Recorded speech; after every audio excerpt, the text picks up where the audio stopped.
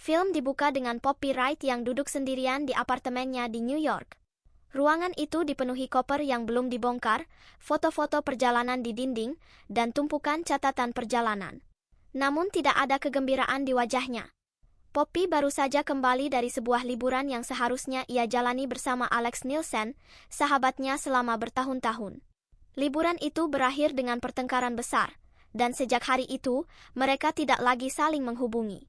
Narator menjelaskan bahwa selama hampir 10 tahun, Poppy dan Alex memiliki satu tradisi tetap, liburan bersama setiap musim panas. Kemanapun hidup membawa mereka, liburan itu selalu terjadi. Namun sekarang, tradisi itu berhenti begitu saja. Cerita kemudian mundur ke 9 tahun sebelumnya. Poppy dan Alex pertama kali bertemu setelah lulus kuliah.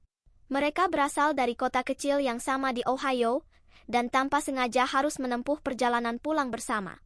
Poppy yang cerewet terus berbicara tentang rencana hidupnya, sementara Alex yang pendiam hanya mendengarkan.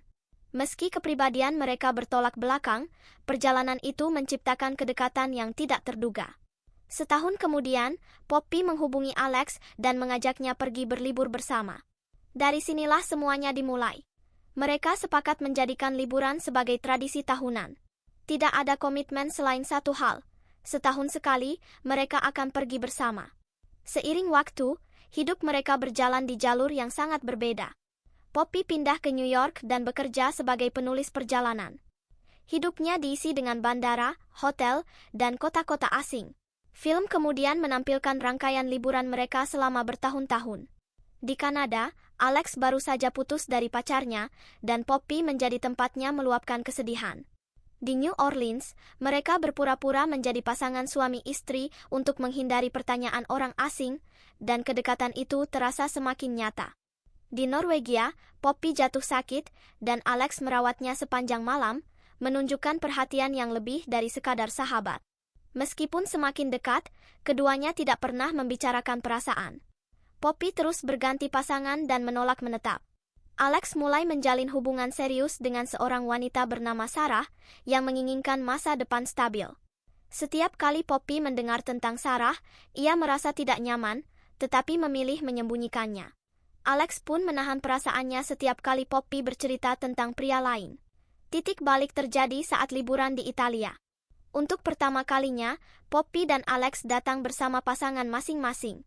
Sejak awal, suasana liburan terasa canggung.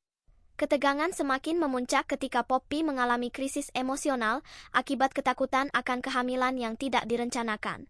Dalam kondisi itu, justru Alex yang menemaninya, bukan pacarnya sendiri. Di malam yang sunyi, emosi mereka memuncak. Poppy hampir mencium Alex, tetapi tiba-tiba menarik diri dan mengatakan bahwa momen itu tidak berarti apa-apa. Ucapan itu melukai Alex. Keesokan harinya, Alex mengambil keputusan impulsif dan melamar Sarah. Saat Poppy mengetahui hal itu, ia merasa dikhianati. Pertengkaran besar pun terjadi. Dalam emosi, Poppy mengatakan bahwa ia tidak bisa membayangkan hidup terjebak di kota kecil seperti pilihan Alex. Kata-kata itu menjadi pemisah yang tidak bisa mereka jembatani. Setelah liburan tersebut, mereka berhenti berkomunikasi sama sekali. 2 tahun berlalu. Poppy terlihat sukses secara profesional, tetapi merasa hampa.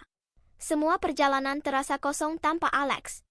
Ia mengambil keputusan besar. Poppy meninggalkan pekerjaannya dan terbang ke Ohio.